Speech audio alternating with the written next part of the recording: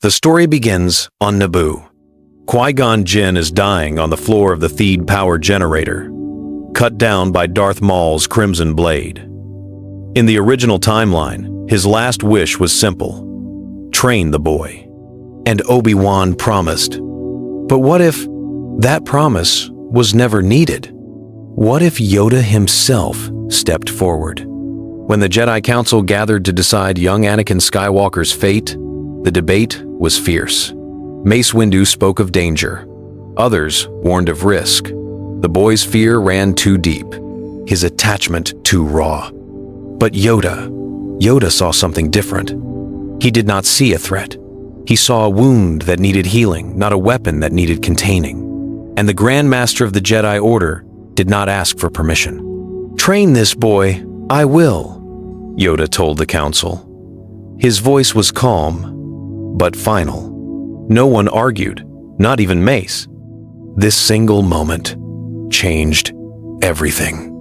In the original timeline, Obi Wan was a young Padawan, brilliant, but still finding his way. His approach to Anakin was often strict, structured, at times distant. The bond they formed was real, but Anakin always carried the weight of enormous expectations. He was never just a boy.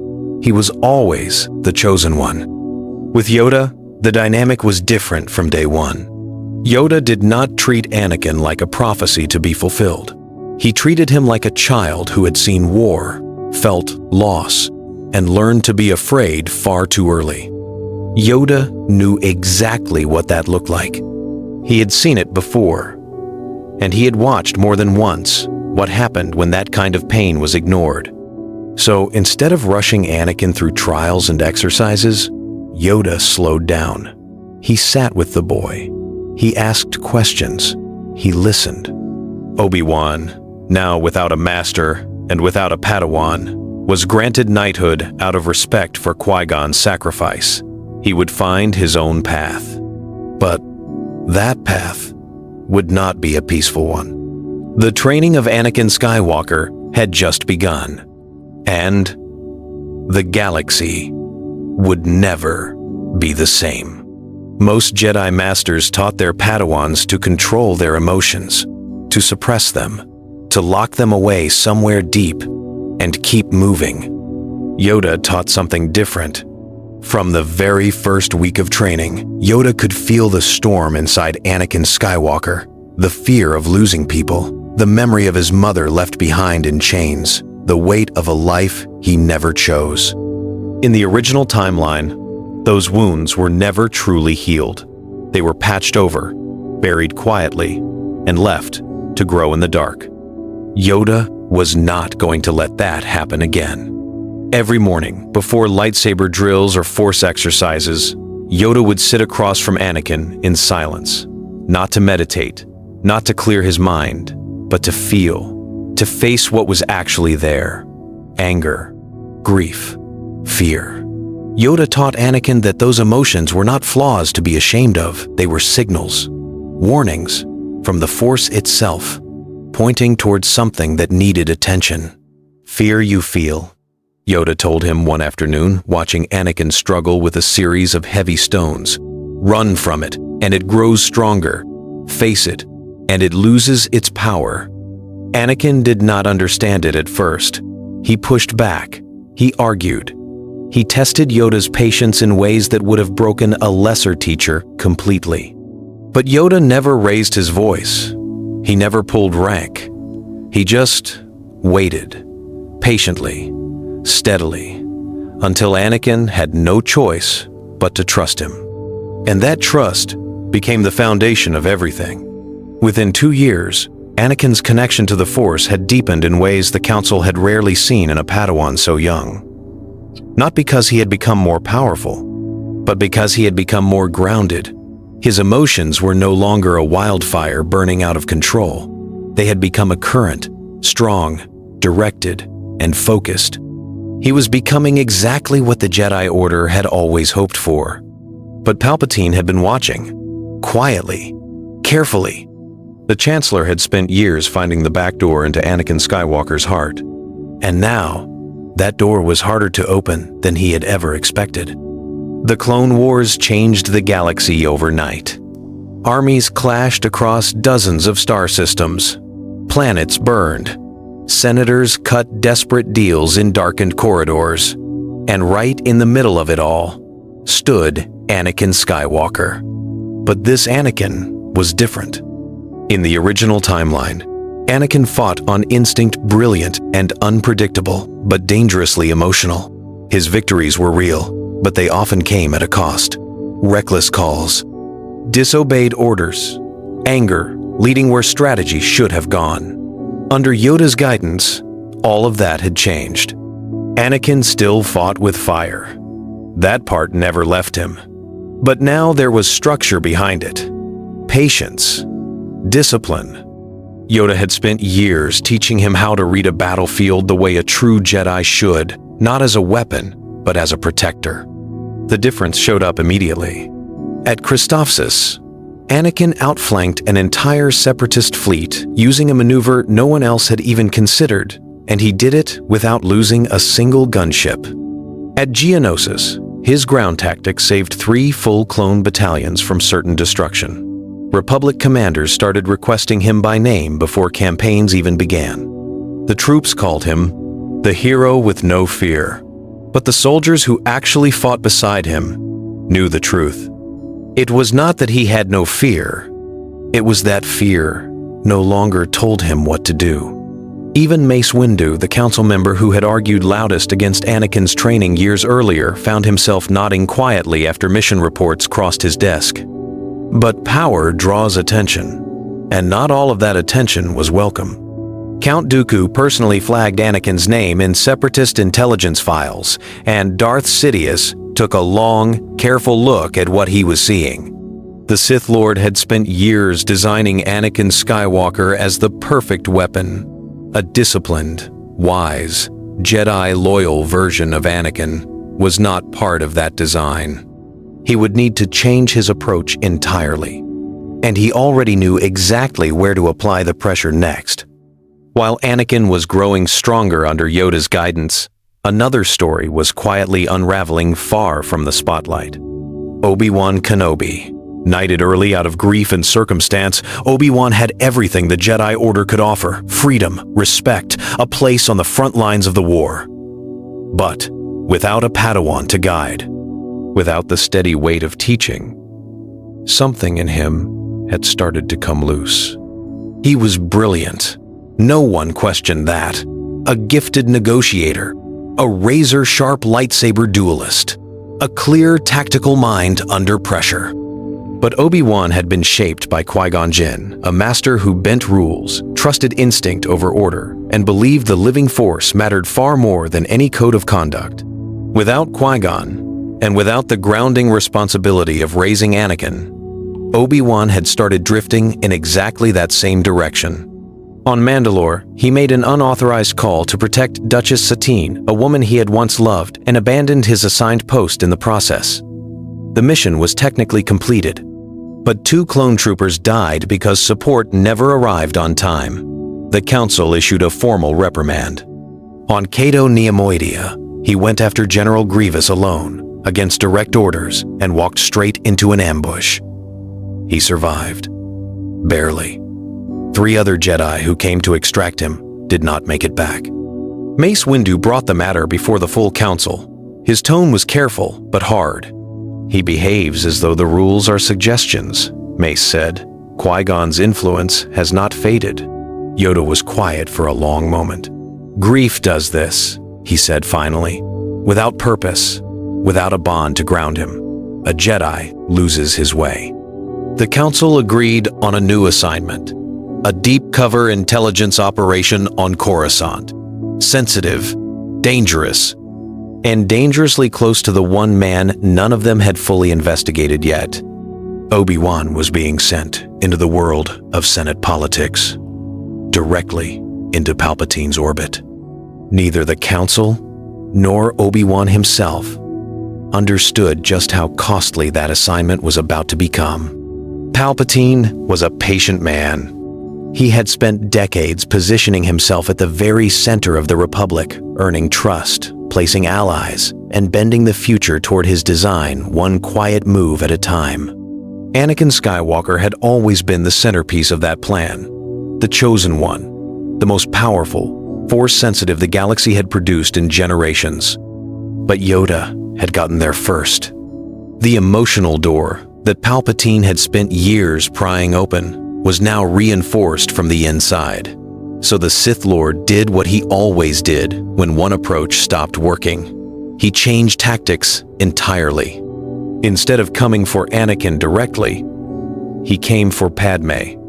It was subtle. It was always subtle with him. A quiet comment in the right hallway. A pointed question in the wrong meeting room. Whispers seeded in the minds of senators who trusted the Chancellor completely, rumors that the Jedi were pushing one man too hard, that Anakin Skywalker was being used, that the woman he loved might become a casualty of a war the Order could not win. And then, the visions began. Anakin had experienced Force visions before. Yoda had trained him carefully to neither dismiss them nor be ruled by them. But these felt different, vivid, relentless. He saw Padme in a hospital bed, pale and still. He saw darkness moving across her face. He heard her voice go quiet, and then disappear. He told Yoda the same night. That single choice, choosing to speak instead of hiding, was the most important decision Anakin had made since the war began. In the original timeline, he had carried those visions completely alone, concealed them out of shame and fear, let them slowly consume him from the inside. This time was different. Yoda listened without judgment. He did not simply tell Anakin to release his attachment and move on. He asked questions. He sat with it. He helped Anakin understand that fear not destiny was shaping what he was seeing. But Yoda felt something else underneath those visions. Something deliberate, manufactured. Someone was driving Anakin toward the edge. And for the first time, Yoda suspected the threat was not coming from the Separatists at all. The moment Palpatine finally revealed himself, the entire galaxy held its breath. It happened in the Chancellor's private office on Coruscant.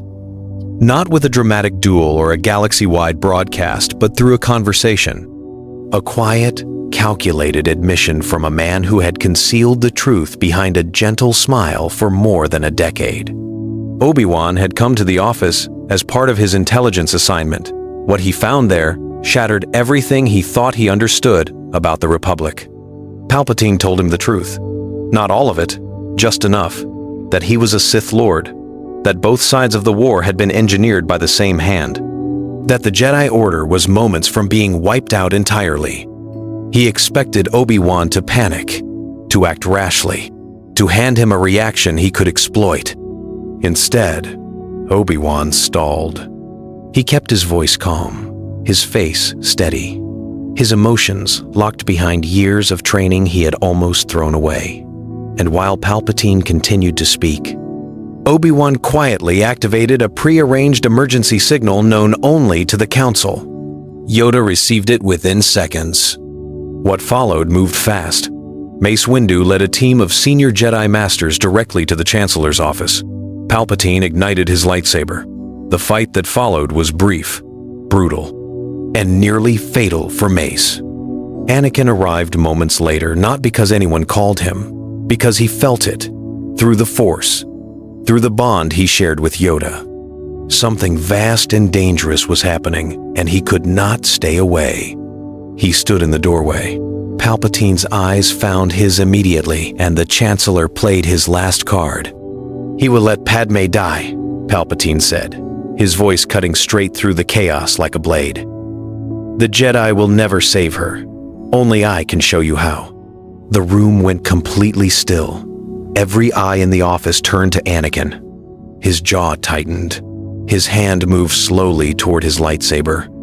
And for one terrible, suspended moment, the fate of the entire galaxy balanced on the edge of a single choice. The question was no longer whether Anakin was strong enough. The question was, had Yoda prepared him well enough? Anakin Skywalker did not fall. But the cost of standing firm was heavier than anyone could have predicted. In that suspended moment in Palpatine's office, every lesson Yoda had ever taught him came rushing back at once. Face the fear. Name it. Do not let it make choices for you. Anakin's hand was on his lightsaber, but it did not ignite for Palpatine. It ignited against him. He fought alongside Mace Windu, and together they brought the Chancellor down. Palpatine was arrested. The Sith Lord, who had hidden inside the Republic for over a decade, was exposed before the full Senate. The Clone Wars, already cracking at their foundation, collapsed within weeks as the full truth came to light. The galaxy should have celebrated, and it did, briefly. But the visions had been real, not entirely engineered, not entirely manufactured. The dark side had genuinely shown Anakin a future that the Force itself could not prevent. Padme was already ill. The healers on Coruscant did everything they possibly could. Complications from the birth of twins, a boy and a girl, combined with an infection no one had caught in time. Padme Amidala passed away 3 days after Palpatine's arrest. Anakin held her hand at the end. He did not rage. He did not shatter. He wept openly, quietly, in a way the old Jedi code would never have permitted. And when it was over, he looked up. Yoda was sitting beside him. No words, just presence. The grief was enormous, real, slow, and it did not disappear quickly. But it did not consume him either. Because this time, Anakin had a master who had taught him how to carry unbearable loss without being destroyed by it. He chose to remain. For Luke, for Leia, for the Order, for a galaxy that was finally beginning to heal. The Sith were gone. The war was over. But the Force was not finished with Anakin Skywalker just yet. And Yoda had always known that. The prophecy had always been misread. For generations, the Jedi believed balance meant one thing: the destruction of the Sith. Darkness wiped away. The galaxy bathed permanently in light. They were wrong. And Yoda, older now, slower, carrying the weight of everything he had ever witnessed, understood that more clearly than ever before. Balance was not the absence of darkness. Balance was the Force holding both sides in steady tension. Light and shadow, life and loss, power and restraint, courage and grief. Anakin Skywalker had lived every single piece of that. In the years following Palpatine's fall, Anakin stepped into a role no one had written down and no one had planned for. Not a general, not a weapon, not a symbol on a poster. A bridge.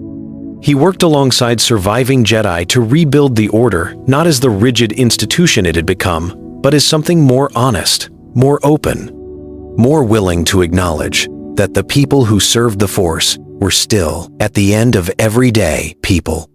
He raised Luke and Leia inside that same philosophy, not teaching them to fear what they felt, but to understand it, to treat emotion as a compass, not a chain. Yoda's lessons carried forward into one more generation. The remnants of Sith power did not vanish overnight. There were shadows still hiding acolytes in distant systems, buried temples, dark side whispers that would take years to fully quiet. Anakin hunted all of it, not out of anger, out of purpose, out of love for the galaxy his children would inherit. And when the very last ember of Sith power finally went dark, something in the Force shifted. Something vast, something ancient, something final. Anakin felt it the instant it happened. He was standing alone on a hillside on Naboo, the place where Padme had loved to watch the sunrise. The air was still. The sky was gold. And he felt the Force breathe, quiet, steady, balanced.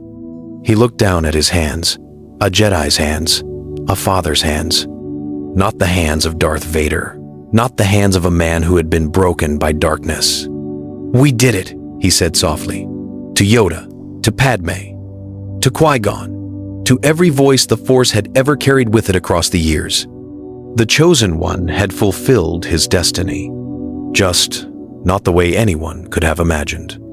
Except, perhaps one small, ancient, green master who had always believed the boy could find his own way home.